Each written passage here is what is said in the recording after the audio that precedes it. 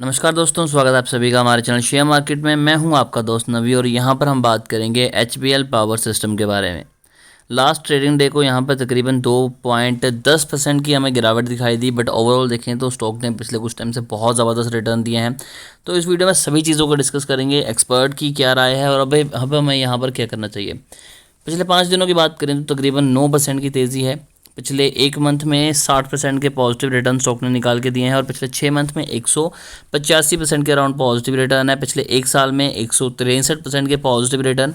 Max chart देखें तो 1000% के पॉजिटिव रिटर्न और 2020 से लेके स्टॉक ने आपको ओवरऑल जो रिटर्न निकाल के दिए हैं वो बहुत ही ज़्यादा ज़बरदस्त है। इनफैक्ट अगर बात करेंगे तो यहाँ पर 2000 से 2500% के रिटर्न स्टॉक ने निकाल के दिए हैं। आप खुद देखिए कि 2500% के रिटर्न कितना ज़बरदस्त ये स्टॉक रहा होगा। तो अब हमेशा वीडियो में चीज़ें डिस्कस की हैं, लेकिन यहाँ पर फाइनेंशियल्स के साथ साथ कंपनी की जो बैलेंस शीट है वो भी डिस्कस करेंगे, ताकि जितनी भी आपकी क्वेरीज हैं वो सारी यहाँ पर हम दूर कर सकें। एक चीज़ का ध्यान रखिएगा, अमूमन देखा गया है कि जितनी फिगर्स होती हैं वो लेफ़्ट टू राइट चलती हैं, लेकिन यहाँ पर राइट टू लेफ़्ट चलेंगी। जितने पुराने साल होंगे वो आपको राइट साइड दिखाई देंगे। तो 2019 से लेके 2023 तक बात करेंगे, सभी चीज़ों को डिस्कस करते हैं। तो सबसे पहले बात करते हैं यहाँ पर रिजर्व सरप्लस की। तो कंपनी के पास रिजर्व सरप्लस में कितना पैसा है, जबकि स्टॉक ने आपको एक चीज़ ध्यान रखिएगा 2400% के रिटर्न दिए हैं। इस चीज़ को हमेशा अपने ध्यान में रखिएगा।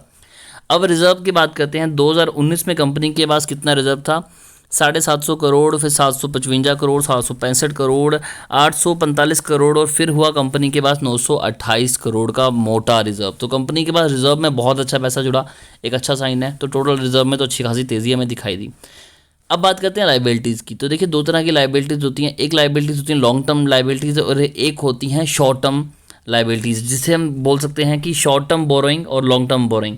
तो दोनों ही चीज़ों में क्या फ़र्क होता है। शॉर्ट टर्म में आपको एक कम पीरियड का टाइम होता है कि आपको पैसे चुकाने पड़ेंगे, बट लॉन्ग टर्म में आपको 10 साल, 5 साल, 20 साल, 50 साल का टाइम होता है कि आप धीरे धीरे वो पैसा दे सकते हैं। 50 साल ज़्यादा बोल दिए, 50 नहीं, मैक्सिमम 20-22 तक की चीज़ें चलती हैं।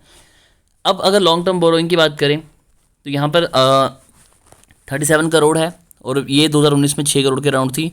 और अगर टोटल की बात करें तो 21 करोड़ थी 2019 में, जो कि बढ़ के 54 करोड़ हो चुकी हैं 2023 में। तो इस लिहाज कंपनी की जो लाइबिलिटीज़ है वो लगातार हर साल बढ़ी हैं पिछले 5 सालों में।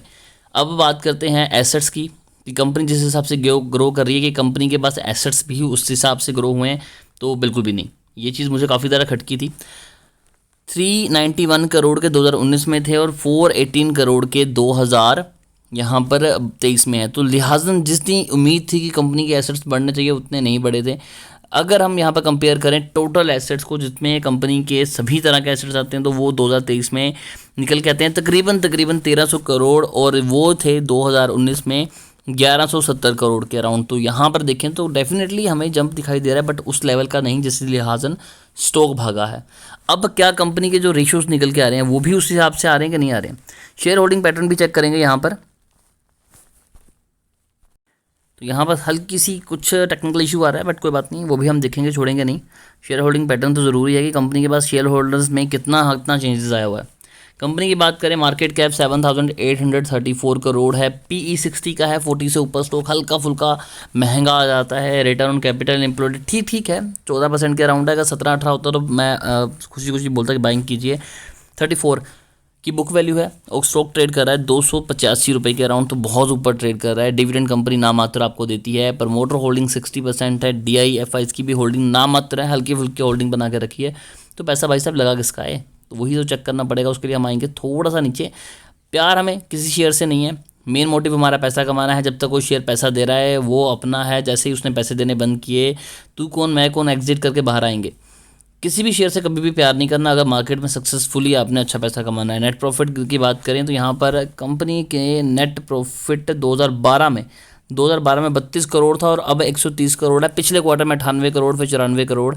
लेकिन एक चीज़ समझने वाली है कि 2021 में कंपनी के पास जो प्रॉफिट निकल के आ रहा है वो 14 करोड़ है। 14 करोड़ के बाद सीधा कंपनी ने यहाँ पर जंप मारा 94 करोड़ का। क्योंकि कंपनी की पैसा कहाँ से बढ़ा, तो मैं आपको बता दूँ कि कंपनी की बड़ी थी यहाँ पर सेल्स। तो जी हाँ, कंपनी के 1900 करोड़ और 900 करोड़ से सीधा 1236 करोड़ की कंपनी की सेल्स में जंप आया था। तब से स्टॉक में तेज़ी दिखाई दे रही है।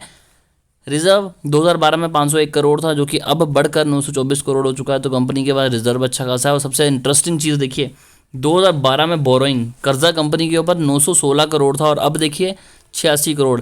कंपनी ने पैसा अपने पास रिजर्व में ज़्यादा जोड़ा है और बोरोइंग अपनी धीरे धीरे करके कम की है। अच्छी कंपनी की ये बहुत ज़बरदस्त निशानी होती है। लेकिन एक खटकने वाली चीज़ ये भी है कि 2019 में 1935 करोड़ के एसेट्स थे कंपनी के पास, जो कि अब कम हो गए 1295 करोड़ रह चुके हैं। नेट कैश फ्लो के नाम पे कंपनी पॉजिटिव है, 23-24 करोड़ कंपनी के पास नेट कैश फ्लो रूल कर रहा है, जो कि बहुत अच्छा साइन है। अब बात करते हैं शेयर होल्डिंग पैटर्न की। तो देखिए 2020 में 58.15% की होल्डिंग थी प्रमोटर की, जो कि अब बढ़कर 59.10 हो चुकी है। यानी कि प्रमोटर ने अपनी होल्डिंग इस टाइम में बढ़ाई है, जो कि एक अच्छा साइन है। प्रमोटर अपनी होल्डिंग बढ़ा रहा है। एफआईज की बात करें तो एफआईज ने लगातार अपनी होल्डिंग कम करी थी 2020 से लेकर 2022 तक, लेकिन 2022 के बाद अगेन एफआईज ने अपनी धीरे धीरे होल्डिंग बढ़ानी शुरू कर दी और करंटली 2.5% के अराउंड अपनी होल्डिंग को बना के रखी हुई है। यहाँ पर बात करें अगर डीआई की, तो डीआई ने बिल्कुल अपनी होल्डिंग 10% से ज़ीरो कर दी थी, बट अब अगेन 0.14 लेकर आए हैं, तो थोड़ी बहुत होल्डिंग वहाँ पर बढ़ी है। सबसे ज़्यादा जो होल्डिंग किसी ने बढ़ाई है तो वो है पब्लिक, 21% से सीधा 40% के अराउंड अब पब्लिक होल्डिंग पहुँच चुकी है, जो कि अपने आप में बहुत अच्छा है। तो ओवरऑल समअप करना हो तो ठीक है, कंपनी अच्छा परफॉर्म करी है, हर चीज़ कंपनी के फेवर में है, बट फिर भी कुछ चीज़ें जो हैं वो तंग करती हैं। जैसे कि अगर हम देखें तो सेल्स ग्रोथ में बहुत बड़ा जंप नहीं है, 14% का है। हाँ, प्रॉफिट में जंप है, लेकिन इतना बड़ा जंप जो हमें दिखाई दे रहा है स्टॉक में, वो जस्टिफाई नहीं कर रहा। फ्रैंकली वो जस्टिफाई नहीं कर रहा। तो जब तक आपके पास बाइंग करके बैठे हुए हैं, बाइंग करके रखिए। जब तक स्टॉक अपने ऑल टाइम हाई से 5% डाउन नहीं आता, हम एग्जिट नहीं करेंगे। बट अगर आप फ्रेश एंट्री के बारे में सोच रहे हैं तो ये शायद गलती हो सकती है, क्योंकि पिछले 6 मंथ में स्टॉक 200% भाग चुका है, तो अब उसने सांस भी लेनी है। अगर कोई स्टॉक अगर हम देखें तो वो 100 रुपये से भाग रहा है, 99 रुपये से डबल डिजिट से सीधा ट्रिपल डिजिट तक चला गया, लगातार भाग रहा है, तो कहीं ना कहीं तो जाके वो विश्राम लेगा, सपोर्ट लेगा, एक जोन में ट्रेड करेगा। तो वो चीज़ें आपको देखने के लिए मिलेंगी। टेक्निकल्स भी मैंने आपको दिखाए थे, तब भी मैंने कुछ चीज़ें डिस्कस की थी कि स्टॉक ऑलरेडी काफ़ी ज़्यादा भाग चुका है, तो अब यहाँ पर बाइंग करके बैठेंगे तो नुकसान हो सकता है। अब ये क्वेश्चन आता है कि जिन लोगों ने 6 मंथ पहले, 1 साल पहले, 2 साल पहले, 1 मंथ पहले बाइंग किया, वो क्या करें।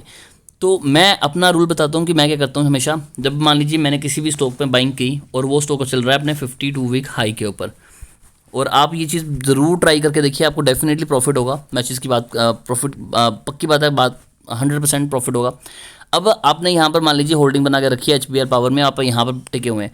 जब तक स्टॉक अपने 52 वीक हाई से 5% नीचे ट्रेड नहीं करेगा, जब तक ये आप 5% नीचे नहीं आएगा, आपको एग्जिट नहीं करना है। ना आपको 30% पे करना है, ना आपको ये नहीं है कि अगर 5% से नीचे आ गया, 10% नीचे आ गया, अभी भी बैठे हुए हैं कि नहीं हम बैठे हुए हैं, स्टॉक ऊपर जाएगा वापस से, नहीं।